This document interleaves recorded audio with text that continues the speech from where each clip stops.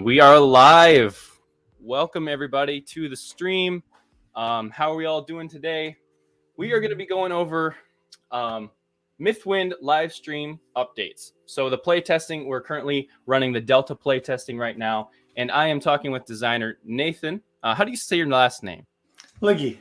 Liggy. Okay, Nathan Liggy, one of the designers of Mythwind. So Nathan, welcome to the show. Thank you. Hi, everybody. So today it's going to be a short live stream kind of going over just the updates and information on the current Delta playtest, how you can provide your feedback, and with the ultimate goal of getting the best feedback possible to make the best game for you once it hits your table.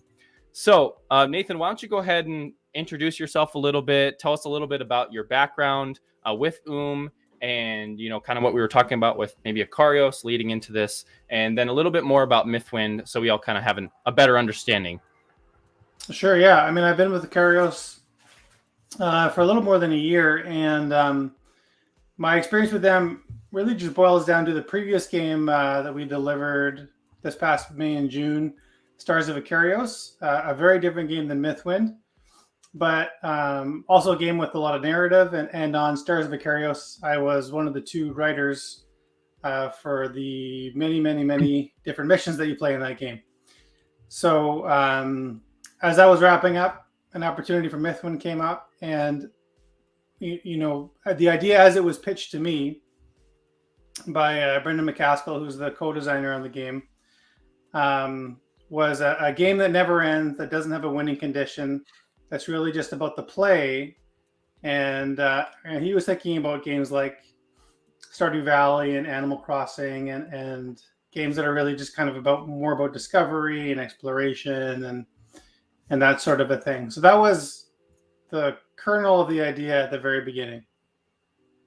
Yeah, that's really cool. I love that idea of just the never-ending game. Because I remember before I hopped on with you guys, I backed the game and I was like, what is this all about? How can a game never end? How is that even possible? And I know everyone back then I was talking to was also saying, like, what is happening? Like, this is not a thing. And so it was really cool. You guys did a great job back then of marketing it and kind of getting that idea out. And now we're finally at the Delta playtesting, which I'm sure you're super excited about that. We're almost there. We're almost hitting the printers, and then pretty soon it'll arrive at our backers' houses. So yeah, that's pretty awesome. You started with Akarios, now you joined Mythwind. Can you tell us, for those of individuals who may not necessarily know a lot about the game Mythwind, can you tell us a little bit more about the story of Mythwind, just kind of thematics and maybe like what you're doing in the game? Yeah, so the setup for Mythwind is that you're invited into the valley by these group of magical sprites that live there. And you show up and it's a pristine, beautiful valley. And they sort of vaguely let you know that they're looking for more people to live there and kind of keep the valley lively and enriched. And as the story goes on, it becomes clear that all that is true, but there are some things that the sprites are actually very specifically looking for help to deal with that they didn't share at the beginning. So it's not that there's like a real dark undercurrent to the story or anything, but there's a little bit more purpose to it than what originally appears. And so what you're really doing in the valley as you're playing is building up this town. And there's sort of 5 fundamental actions to the game. And some of it is revolving around building the buildings in the town, like actually literally growing the town. Some of it's about investing in the town itself, building its resources. Some of it is about using those buildings you build. Some of it is about going on adventures. And some of it is about hiring different workers and actually sprites themselves to come help you do your specific role, because every character has their own individual role. We are releasing the core box with a farmer, a crafter, a ranger, and a merchant. And they all have their own very unique, specific ways of playing. It's very asymmetric. And then if you get the, I think it's the Expanded Horizons expansion, comes with the Innkeeper role as well. So there's, at the time of release, there will be 5 different roles that you can play, all with their own asymmetric mechanics, and that is certainly part of the discovery as well. And the hope is that it feels like everybody in their own unique way is contributing to the growth of this new town that you're settling in. Yeah, so there's definitely no shortage of content in the game for sure.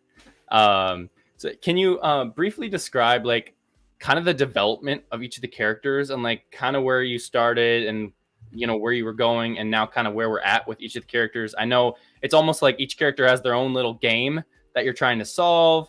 And I was looking at the characters yesterday and I was like, man, the farmer is kind of down my alley because it's like the 3-star or like the, I think 2.5 or something like that.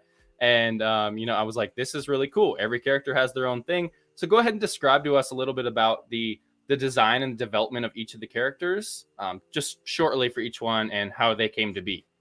Well, I mean, originally when Brendan came to me with this idea, the only role that existed was the farmer. And in fact, that really was the game, was that you had a farmer and you were building this valley. And it was through kind of talking about what we wanted the game to be and realizing that the town itself was really kind of the central hub to the game. Mm-hmm. Then we were like, well, every player could actually be playing sort of a different role in the community and town kind of a thing. And so that's where the idea of like creating different asymmetric roles came from. And so the farmer does have their own little kind of grid on their player board. Every character has their own individual player board, and everybody has the same structure of actions, if that makes sense. Everyone goes to town and then everyone goes back to their player board, and what they can do is connected to what they did in town. And what's unique about the farmer is that they've got their own grid of polyominoes, which is literally their farmland and their crops.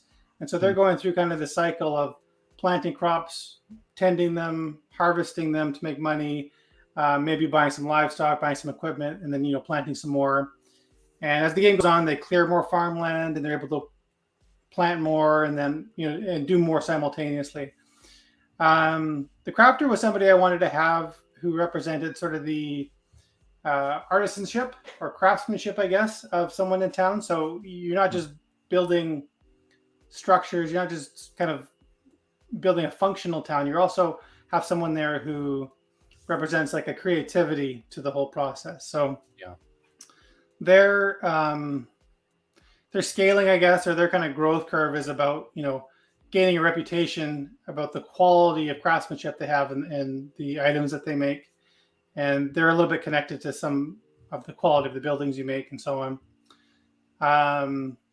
The merchant is somebody who has a dynamic market that exists on their board. So they're constantly trying to make sure that they're buying low, selling high, essentially. And the better the marketplace is doing, the more challenging rivals show up. They basically see an opportunity to make money as well.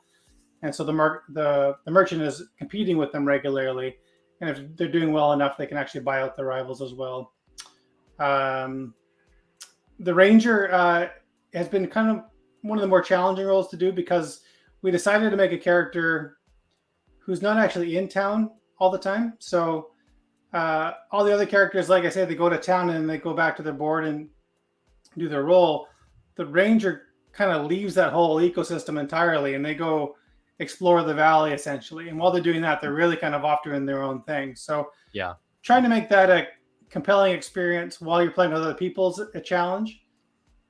And maybe that's a role that's better played solo. Maybe it's someone who enjoys just like being a part of the table talk because they don't do the town action when they're out exploring in the valley. So they're really quite a unique thing. Like they've got their own little deck of cards where they're exploring through the valley and dealing with the challenges they face and so on.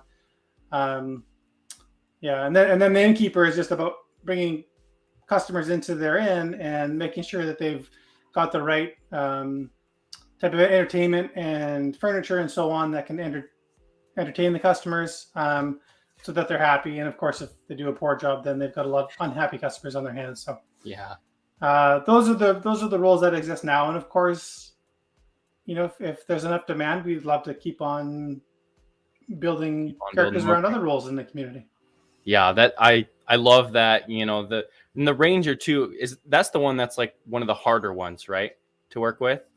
Is that like on the harder scale? It's a little bit harder to learn, I'd say. Once I mean, this is that kind of classic gamer talk, but like once once you learn the rules, then you know the it's game. not too challenging.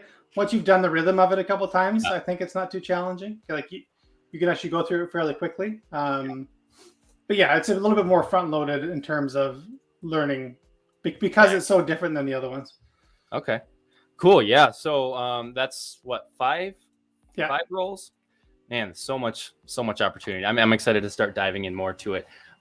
So yeah, let's get to the meat and potatoes of while we're here. This is the Delta Playtesting. Let's provide a little bit of information. So first off, how can one get into the TTS mod? How does one get started with the playtest? And then can you kind of go over the details of like installing, signing the NDA, and going through that stuff from start to finish? Yeah, absolutely. So this module, all of our playtesting modules have been on something called Tabletop Simulator. So that's first and foremost what you need. It is a game you pay for, and so it might be worth something just kind of watching for sales or whatever. I think normally it's $15. I want to say. And they do a lot of 50% off sales too. I think like every once in a while, because that's when I got mine. It's like $10 or something, and I was like, I use it so much now, it was worth it. So yeah, and it's kind of a cool service. Like it does have other games that are completed games on there. You can buy modules for other games on there. So it is a cool way. I know a lot of people actively started using it during COVID because it allowed them to still play digitally with their friends. It's literally like a digitized tabletop, and you're grabbing components and moving them around and stuff. So there's no like macro scripts or whatever that are doing those actions for you. Right. For our purposes, and I know other gaming companies do this too, it's been great to allow us to play test with people regardless of location. So that's why we use it. And the Delta build, being the 4th build, this is the first time we've actually had what we expect will be all of the components of the game into a build. All 5 characters are fully playable.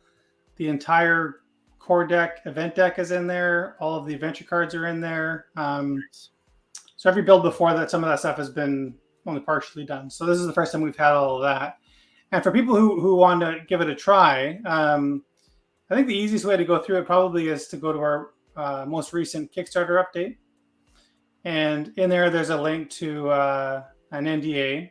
And, assuming that you agree to the NDA, it'll automatically take you to a page on Steam where you can subscribe to the Delta module. And if you already have Tabletop Simulator, what you'll find is once you have subscribed to that module, the next time you go into Tabletop Simulator, if you open a new game under Workshops, I think it is, you'll find the Mythwind Delta build there. So once you're in the Mythwind Delta build, it has the rule books, journals we call them, for every single character. It has the town charter and a reference for the kind of main part of the game. The way we do have it structured is that if you are playing as a farmer, for example, you'll use the town charter to set up the town and kind of get the overall game queued up. And it'll prompt you when you need to go look at the farmer journal, for example, to set up the farmer or follow along on the steps of the day. We have a dawn, daylight, and dusk turn format for the game, and so the rule books work in tandem to kind of let you know when you need to look where. And there's like icons and whatnot showing when to use the charter, when to not use the charter, right? Exactly. Yeah, there's like a little town icon, for example, when you go to the town, when you need to go look at the town charter. Perfect. Yeah, and just so you all know, I did post a link in the comments below to that update. So if you guys wanted to check out the easy way to get right into this TTS and kind of the information right there in a more structured format and not this video format, go ahead and check that out as well. So once you install TTS, then you sign the NDA and you get sent over to Steam, like you said, to get the mod. And then you just start playing the game. So another question that's been coming up is, who can play test? Is this something you play test by yourself? Can they bring other people? Is it multiple people? Go ahead and talk a little bit about that. Yeah, well, the intent is that we posted the update on Kickstarter because this is meant for Kickstarter backers. This is early access. It's an open play test. So in the past, we've specifically looked for 20 to 30 people per playtest. This is open to anybody who was a Kickstarter backer. If you want to bring more people in, absolutely. We just ask that people are filling out the feedback forms because that's the information we need in order to improve the game. Yeah. And again, you can find the links to those forms on the Kickstarter update. And yeah, so that's basically it. Feedback forms are basically kind of overall thoughts, any bugs people are finding with the game specifically. It's useful to find out if there's problems with the tabletop simulator build, but we're more interested in the actual game because that's the thing we're trying to improve. And then there's more micro feedback that we ask that people will fill in at the end of every season that you play, which is the construct of the game means like every 20 turns you've ended a season. So it's good to for us to check in then and kind of see where how much money are you earning, how many, where are resources at, like that kind of stuff every season. Yeah, it's it's super useful. And also just keep in mind, we're not looking for typos and like grammar mistakes at the moment too, because we're having an editor go through that. So really it's the core functionality of the gameplay and what's working for you, what could be changed, or what you dislike, and maybe that's something that we can help update the game, because ideally we want as many people to look at this as possible that were Kickstarter backers, so once it hits the table, then you get the best game you can possibly have. So that's kind of our ultimate goal here. So yeah, you talked about the feedback forms. That's in the update, and I think it's through Discord as well. I can't remember is it in the Discord as well anywhere? The forms? Yeah. They might be pinned in there. Off the top of my head, I'm not positive though. Okay. If someone needs them and they're not sure where to get them, they can always just ping us in there too. I'm happy to provide a link. Perfect. Yeah. So like end of season reports, end of play feedback form, and then there's like a error/bug submission. So if anything's not necessarily clear, or I think are you looking for anything graphically too, or is it mainly just core gameplay functionality? Graphically can be good, and like we've had some examples where a player board has icons that don't match up what's in the journal. Okay, that's something that's useful because that just means that we missed something. Yep. We've gone through a lot of iconography changes. That the dialogue around that is certainly part of the reason why this playtest is about 3 weeks later than we thought we would be launching it. Mm-hmm. We have so many characters, so much content that getting the iconography right has been a huge challenge. Getting it consistent across the whole game, making sure our intention behind them is consistent.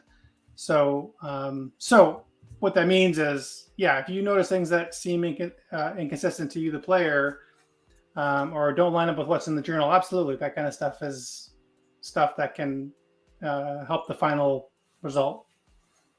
Perfect. Yeah.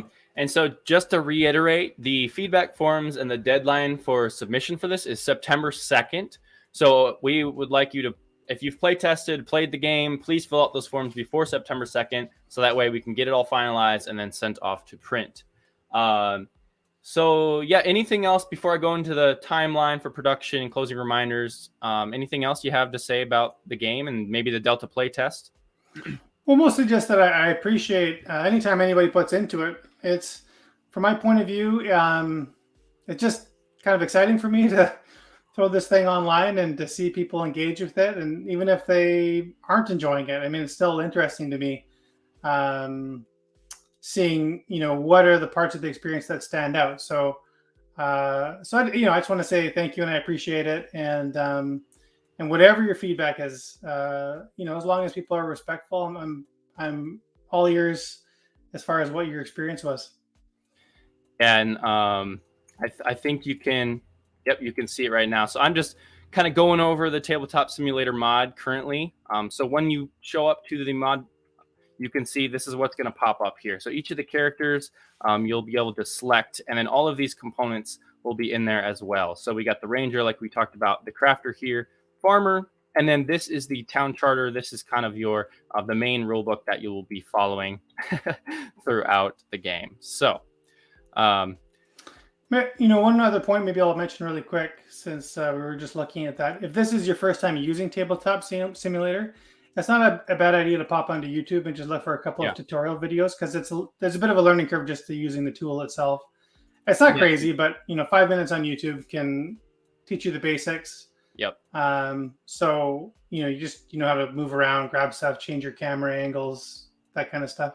Yeah, I know. When I first hopped into TTS, I was so frustrated. I was just like, I don't know what I'm doing. I pretty much gave up right away. And then I was like, no, don't give up. There's something out there. And then I watched a couple YouTube videos, and then it ended up working totally fine after that. And now I'm pretty used to it. So if you need any help, I'm sure there's plenty of things out there. If not, if you're really still struggling, reach out to me, or reach out.